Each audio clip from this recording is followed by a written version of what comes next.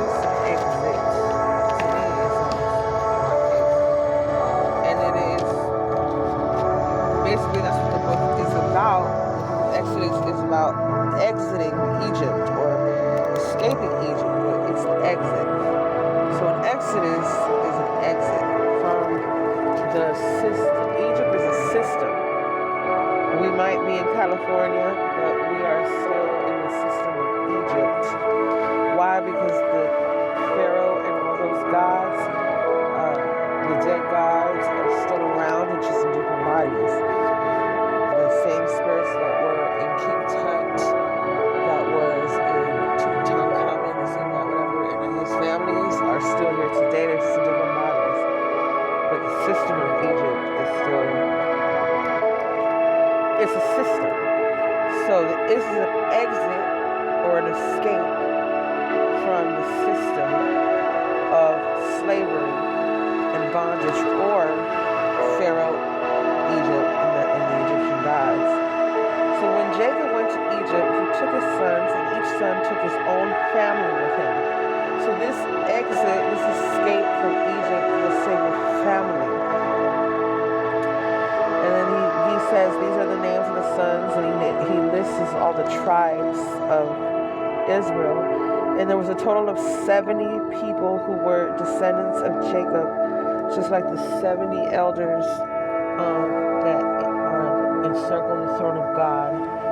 So from Exodus, he is now jumped us to Revelations, right? And we want to jump to Revelations, but we're going to keep going. Jacob's son Joseph was already in Egypt. Joseph was sold into slavery by his brothers. He was actually, they threw him in a pit. They wanted to kill him, but Reuben the brother was like, let's just sell him instead, which wasn't any better. So they sold him to the Egyptians as a slave. Either way, this is the plan of God, because Joseph ends up second to king when he's sold as a slave. So he ends up the advisor to the king. He ends up in the king's second right-hand man, which was the plan of God the whole time, to redeem Joseph for being sold into slavery. They really wanted to kill him. Why? Because his jacket had many colors. He had a nice jacket, and this jacket had a bunch of colors because his daddy loved him. It was his favorite son, and he gave him a jacket with many colors. And all the other brothers, which were like 11 of them, were jealous because their jacket only had one color in it. So all that jealousy made them want to kill him. And one of the brothers was like, no, let's not kill him, let's just sell him. And that's what they did. A caravan of Egyptians passed by, and they sold little Joseph to the Egyptians as a slave. But he ends up in the king's castle as second to king, and that's exactly what was the plan of God the whole time. And God planned it the whole time to redeem Joseph. Joseph was in a pit. Joseph was in a grave, basically. Sometime later, Joseph and his brothers, after they died, along with the people who had lived around the same time, the people of Israel had many children, and their number grew greatly. They became very strong, and the country of Egypt was filled.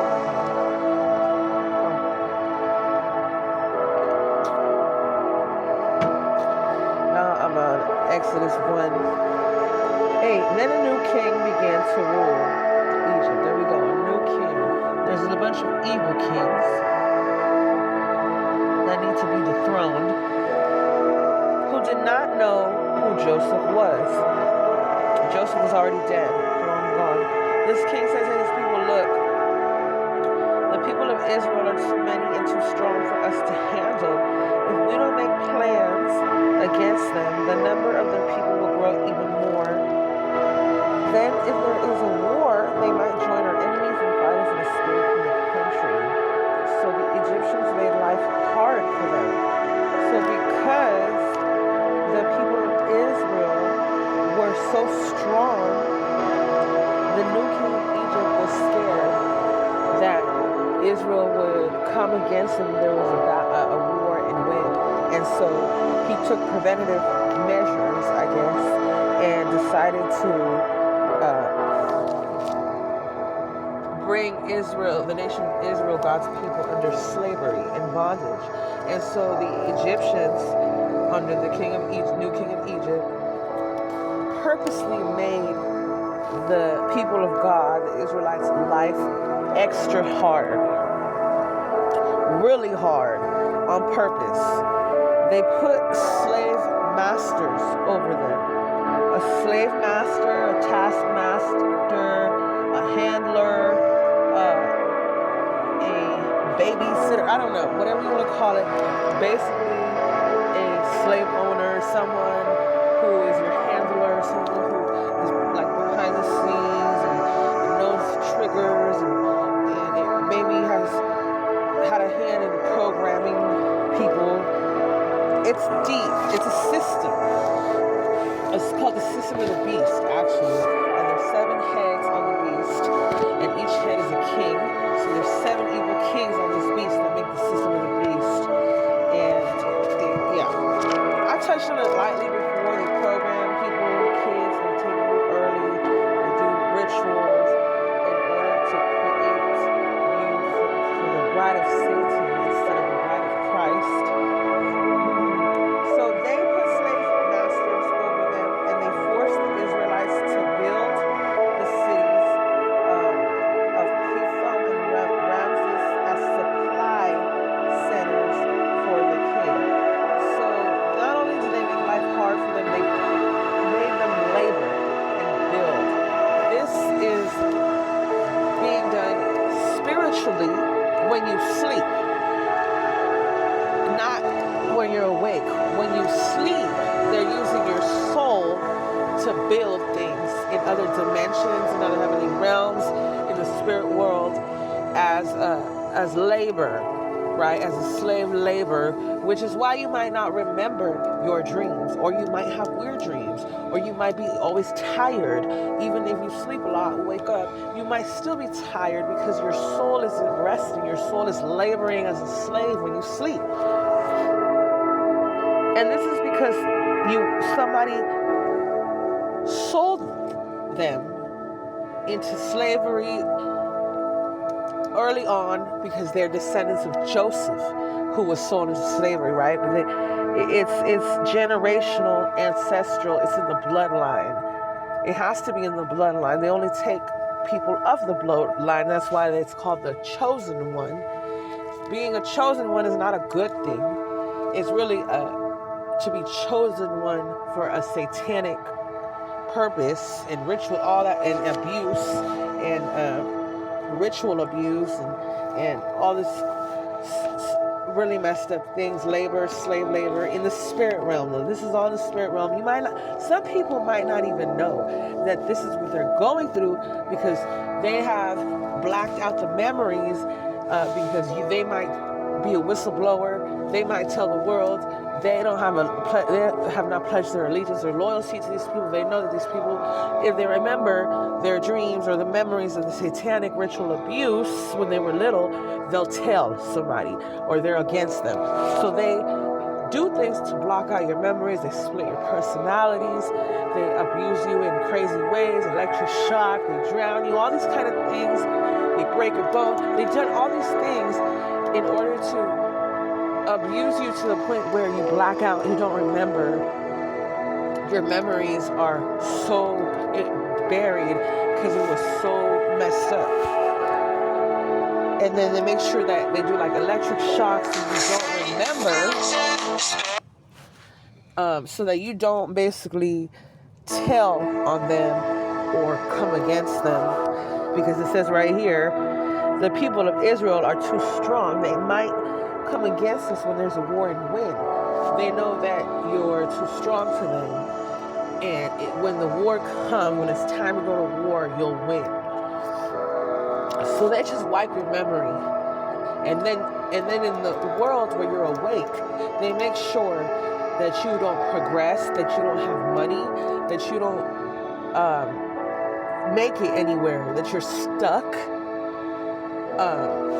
and they do that via means of the taskmaster or the handler, which unfortunately usually is a family member, or something like that. Most likely a family member, and most likely this family member is doing very well with money and everything they need, while this other person that is being used as a slave or labor was sold out and abused is usually the opposite. And you'll see if that's true, because when you go up, they'll go down, which is why they keep you down. It's this whole system. But anyway, but the harder the Egyptians forced the Israelites to work, the more the Israelites grew in number and spread out. So the Egyptians became very afraid of them and demanded even more of them. So because the Israelites, the people of God, even though they were being slave labored and on purpose were being made to work harder and harder, they still became stronger and stronger, which scared the Egyptians, which made the Egyptians, it made the Egyptians scared of them, and because it made them scared of them, they made them work even harder. And it says, they made their lives bitter. So not only did they make their lives hard, not only did they make them work extra hard as well, they also made their lives bitter. They forced the Israelites to work hard, to make bricks and mortar, and to do all kinds of work in the fields. The Egyptians were not merciful to them in all their painful work. So not only did they have to take bricks and build things as slaves, they had to make the bricks as well, which was when they made them work even harder. You know, it's like, oh, okay, we want to make you guys work harder, so now you got to make the bricks and then build. First you had to take the bricks, haul the bricks all the way over here, build this building, but we want you to work harder, so now you got to make the bricks and then continue on and do what we first told you to do. Slavery. And they were not merciful to them in all their painful work. So this work was painful for the people of God. It was painful, it was bitter, it was hard. And so two Hebrew nurses named Shiphrah and Puah helped the Israelite women give birth to their babies. The king of Egypt said to the nurses, when you are helping the Hebrew women give birth to their babies, watch. If the baby is a girl, let her live. But if it is a boy, kill him. Oh my God. But the nurses feared God, so they did not do as the king told them. They let all the boy babies live. Then the king of Egypt sent for the nurses and said, why did you do this? Why did you let the boys live? And the nurses said to the king, the Hebrew women are much stronger than the Egyptian women. They give birth to their babies before we can even get there. Ooh. Right, fast. They give birth to their baby. So the Hebrew women, the women of God, are stronger than the Egyptian woman, or the what's the word? The women that pray to false gods, Egyptian gods, whatever. They're stronger than them. Not only that, they give birth before they can even get there, which means fast, right? A baby can be anything. A baby can be anything God has promised you that you have to push and give birth, and then when you give birth, you hold it, and it's little, and you feed it, and you nourish it until it grows, you protect it, you hold it close. Anything that you build from the bottom up could be your baby. A baby could be a marriage. Anything that you hold close, that you nurture, that you build is a baby. But it says here that the women of God, the Hebrew women, they birth the babies before the Egyptian women even get there, because they're stronger, which means fast, which means they give birth fast. Whatever they build will grow fast. That's what it says. Which is why they were scared, right? and they wanted to kill the babies. They wanted to kill all the babies of these women. So they said, watch them. So they were being monitored. They were being watched.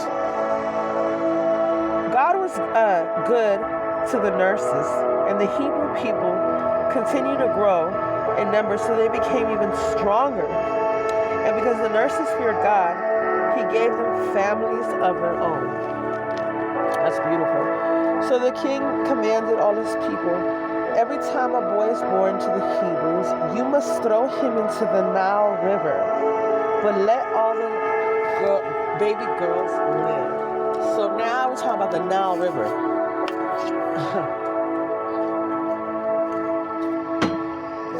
The river, the water, the marine kingdom, the marine spirits, the ones that have to do with money and gold and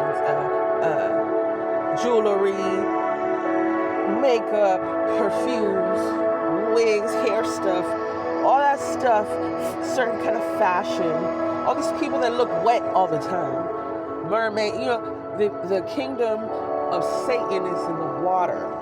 The kingdom of Satan is the marine kingdom. That's his kingdom is underwater. So it was saying to throw it to them. Basically, if you see the woman of God that are about to push out a boy, take it and throw it in the water. Give it to Satan. Steal it. Now a man from the family of Levi married a woman who was also from the family of Levi. She became pregnant and gave birth to a son. And when she saw how wonderful the baby was, she hid him for 3 months. That is 90 days. 3 months is 90 days. But after 3 months, she was not able to hide the baby any longer. So she got a basket, covered it with tar. Tar is like it's black, like a black goo, a black slime. Tar, like the stuff they put on the ground that you drive over. Tar like heroin, right? It's a tar. It's a black slime, black goo. That's what this tar is. It's a spiritual technology, is what it is. But it's all part of the plan of God, because it says the mom put the baby in a basket, covered it with that black goo, with that tar, so that it would float, so water would not get into it. It was waterproof, it sealed everything. The black goo made sure that none of the water got into the basket and that the baby drowned. Made sure that the basket floated. It sounds like the ark as well. It sounds like an ark, a little ark.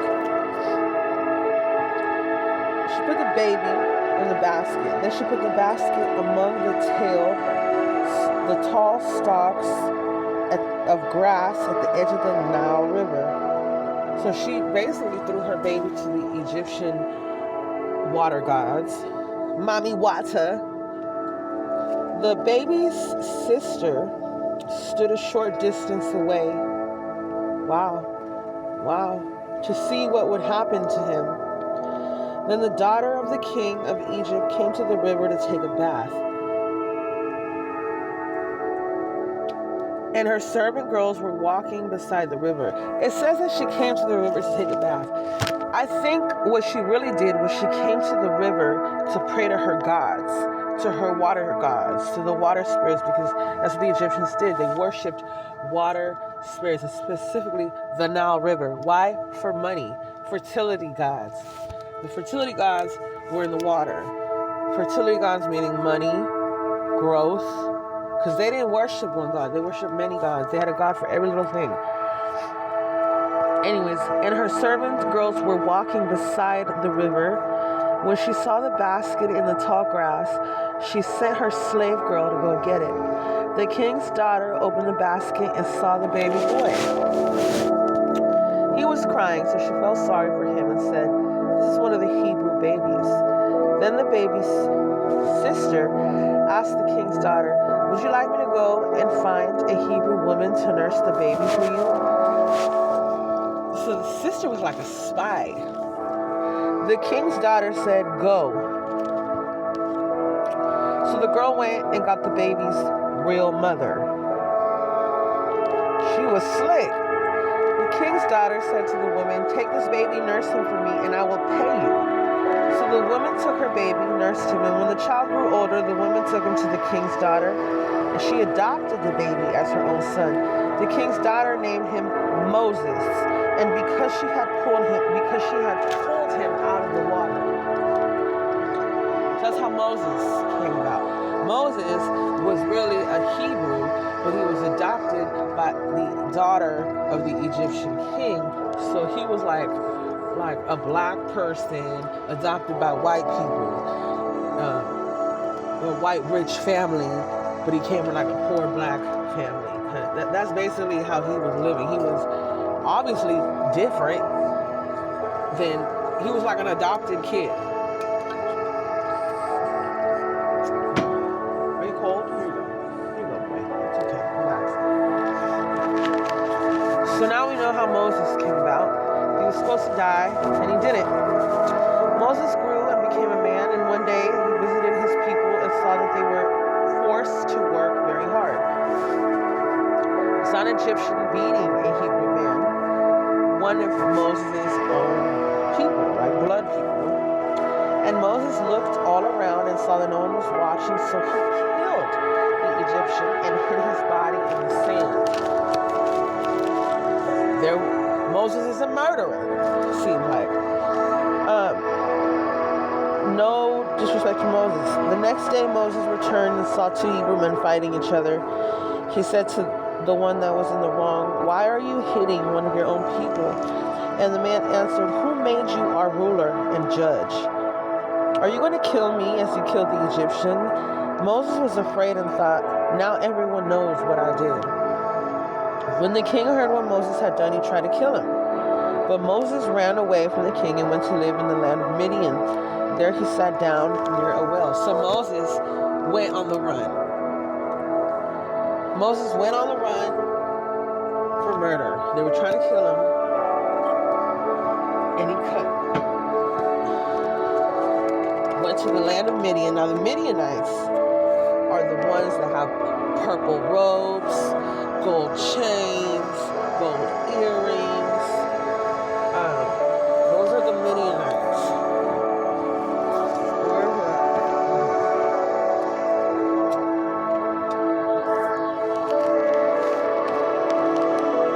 Moses in Midian. There was a priest in Midian who had 7 daughters. His daughters went to that well to get water, to fill the water troughs for the father's flock. So these were like female shepherds. Some shepherds came and they chased the girls away, but Moses defended the girls and watered their flock. So Moses got anger, some sort of anger issue. Really what it is, it's holy anger. It's righteous anger, which God does not look down upon because God gets angry too. It's okay to be righteously angry. It's okay to have holy anger when some wrong is happening. God feels the same way. He gets holy and righteous anger as well. Because we don't see God striking Moses down. Then we see Moses being used, Moses talked face to face with the Lord. Why? Because Moses had heart. Moses had righteous anger. Moses didn't like, he could not stand to see injustices to the point where he would take a life, he would kill, which is just what God wanted, seems like. When they went back to their father, Reuel, or Jethro, he asked them, "Why have you come home early?" And the girls said, "The shepherds chased us away, but an Egyptian defended us." Remember, he's an adopted Egyptian, but he's a natural-born Hebrew. "He got water for us and watered our flock." He asked his daughters, "Where is this man? Why did you leave him? Invite him to eat with us." So Moses agreed to stay with Jethro, and he gave his daughter Zipporah to Moses to be his wife. So basically, it's like God gave Moses one of his daughters to wife. But the daughter called him an Egyptian. So the daughter probably didn't know he was really a Hebrew, right? He thought he was an Egyptian. It's interesting. Zipporah gave birth to a son, and Moses named him Gershom. And because Moses was a stranger in a land that was not his own. So I guess that's what that name means. Gershom means. After a long time, the king of Egypt died. The people of Israel groaned because they were forced to work very hard. And when they cried for help, God heard them. God heard their cries, and he remembered the agreement he had made with Abraham, Isaac, and Jacob. And he saw the troubles of the people of Israel, and he was concerned about them. So, if the people of Israel cried out to God because of all the hard labor, and it says that he remembered them, that means that their prayers sounded a little like this.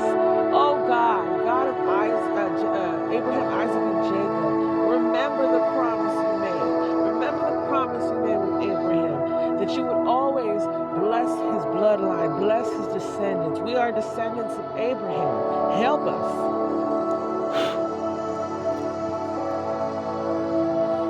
That's why it says, and God remembered the agreement or the promise he made with Abraham, because they reminded him of the promise, which is how you pray when you need God, or you cry out to God for help, or you need his help. You remind him of what he promised you, your ancestors, of what his word says.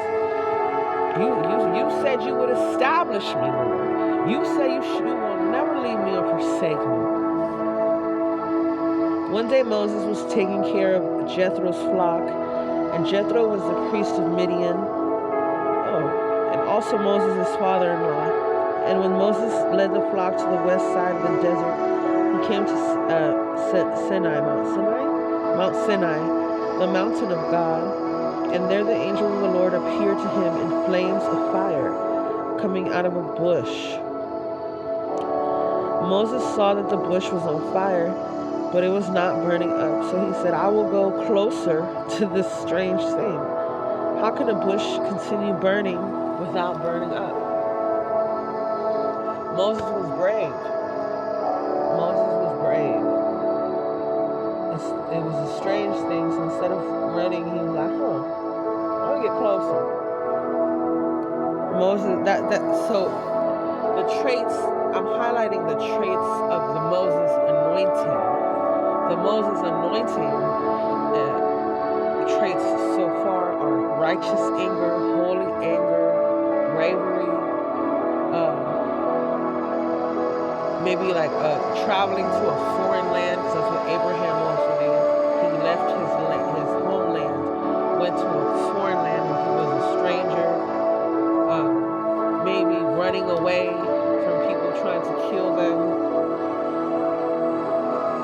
When the Lord saw Moses was coming to look at the bush, God called to him from the bush. He said, Moses, Moses. He said his name twice. So he called him. And Moses said, here I am. Then God said, do not come any closer. Take off your sandals, because you are standing on holy ground. I am the God of your ancestors, the God of Abraham, the God of Isaac, and the God of Jacob. Moses covered his face because he was afraid to look at God. So he was so brave to walk close to the strange fire, but after he took his sandals off, right? Because the full armor of God is the helmet of salvation, the breastplate of righteousness, the belt of truth, the sword of the Spirit, the shield of faith, and the shoes of peace. So when he took off his shoes, that peace left him and he became fearful. The reverence of God. Back in the days, if you were barefoot, people could tell. Back in the days, you could tell what you were in society by your clothes. Everybody had a way of dressing. The kings wore certain colors because only rich, wealthy people could afford dyed, colored fabric like blues and purples. Their daughters wore long dresses, also blue, purples. Virgins wore white that were not married. Even if you were not married, but you were like unfortunately raped and your virginity was taken, you had to take off your white virgin clothing, and that, you know, to show what you were in society. Prostitutes didn't have a set clothing. They wore whatever they want, but you still knew that they were prostitutes because they were wearing whatever they want. They wore veils to cover their faces as well. Slaves were usually naked and or barefoot. So if someone was walking around with no shoes, you knew they were somebody's slave.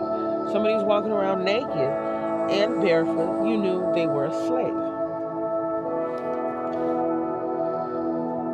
The Lord said, I have seen the troubles that my people have suffered in Egypt, and I have heard their cries when the Egyptian slave masters hurt them.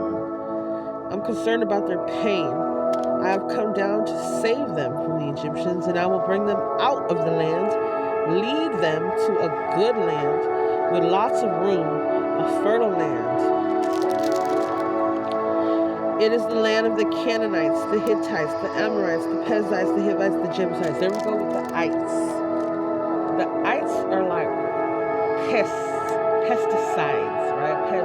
Ites. When you hear the ites, you gotta fumigate them. You gotta destroy them. They're like insects. You gotta get rid of all of them, women and children as well.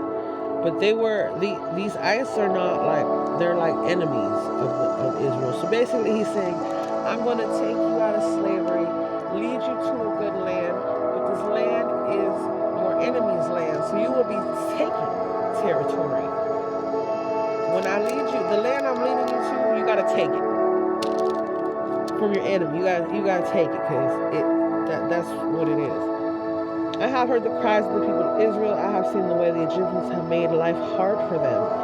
So now I am sending you to the king of Egypt. Go, bring my people, the Israelites, out of Egypt. But Moses said to God, I am not a great man. How can I go to the king and lead the Israelites out of Egypt? God said, I will be with you. This will be the proof that I am sending you. After you lead the people out of Egypt, all of you will worship me on this mountain. And Moses said to God, when I go to the Israelites, I will say to them, the God of your father sent me to you. What do the people say? What is his name? What should I say? So he didn't know God at all.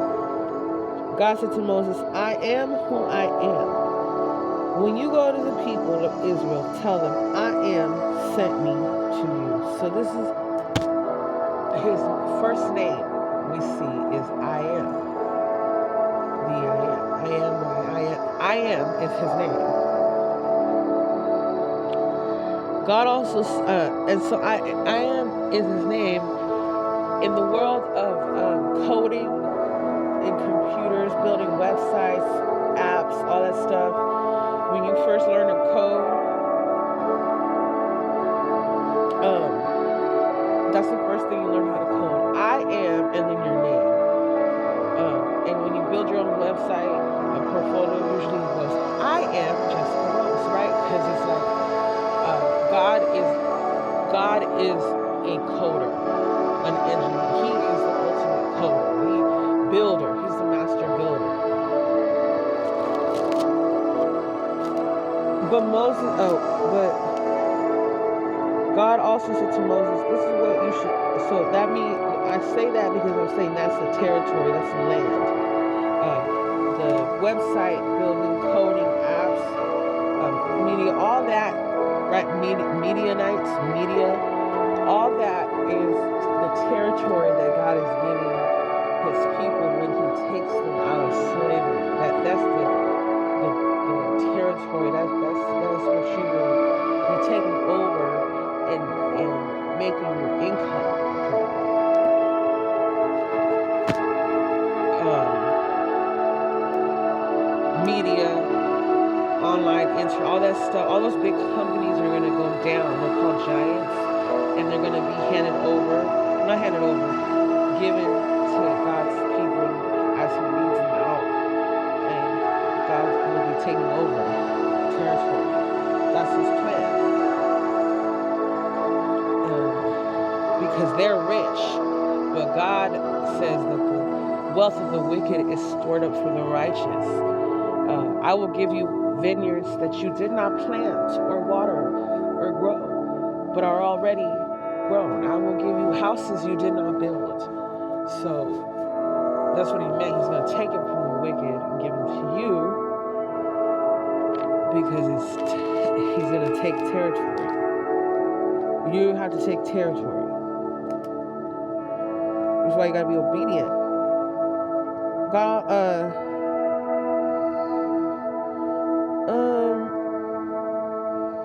He also said, this is what you tell the people, the Lord is the God of your ancestors, the God of Abraham, Isaac, and Jacob. That's another one of His names.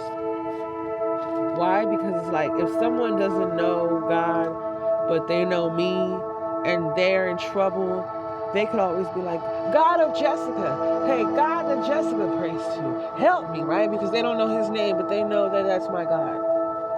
They don't know His name, but they know that it's the God of Abraham, Isaac, and Jacob. Like that, like a friend of a friend. I know someone who knows someone, right? I don't know his name, but I know a guy who knows a guy. Or I know this guy and it's his friend, his person. He'll help us, like that. Go and gather the older leaders and tell them this. The Lord, the God of your ancestors, Abraham, Isaac, and Jacob, has appeared to me. He said, I care about you, and I have seen what has happened to you in Egypt. I promised I would take you out of your troubles in Egypt, and I will lead you into the land.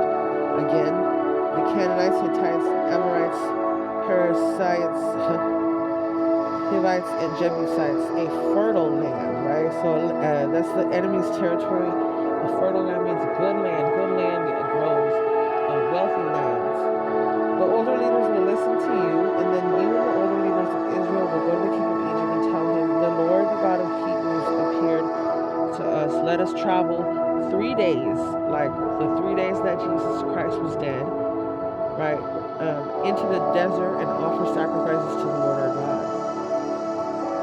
But I know that the king of Egypt, who is Pharaoh, right, will not let you go. Only a great power will force him to let you go.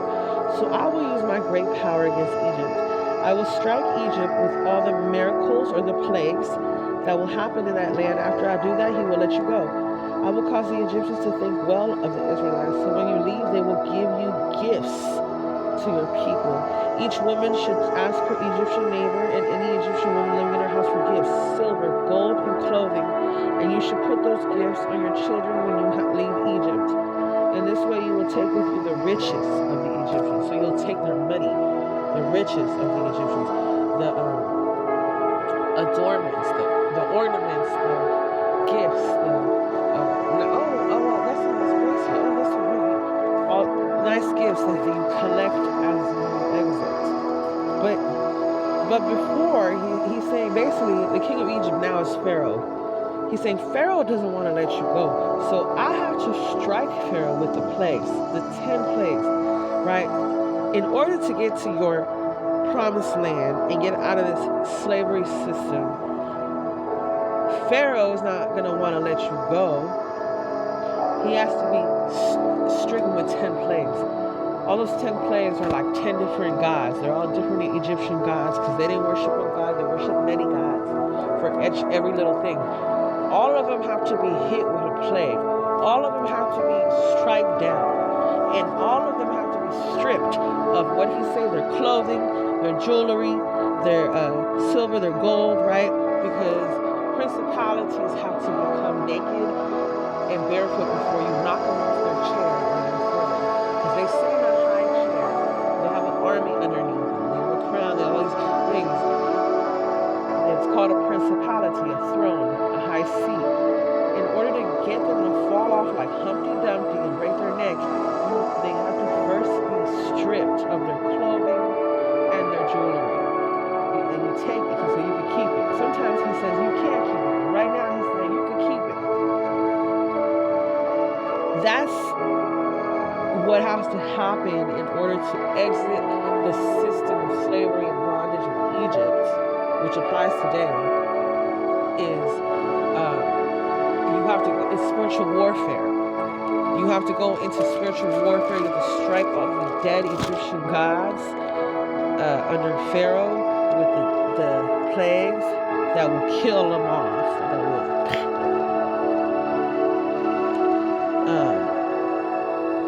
and the Lord will always raise Moses. There will always be everywhere that God's children cry out to him. God will have a Moses risen up to strike with the plagues. And that might be you. I don't know. If there isn't a Moses already, God's going to raise one up. And so that is where, that took a long time. But that's what I'm trying to get to about the 10 plagues and engaging in spiritual warfare, striking the Egyptian gods, and taking territory, and then exiting the system of slavery. It took a while though. It was like a tug of war. Pharaoh would be like, okay, y'all can go, and then he would change his mind and send the horses after them. And it happened like 9 times until the 10th plague hit, and the firstborn of Pharaoh died, his son.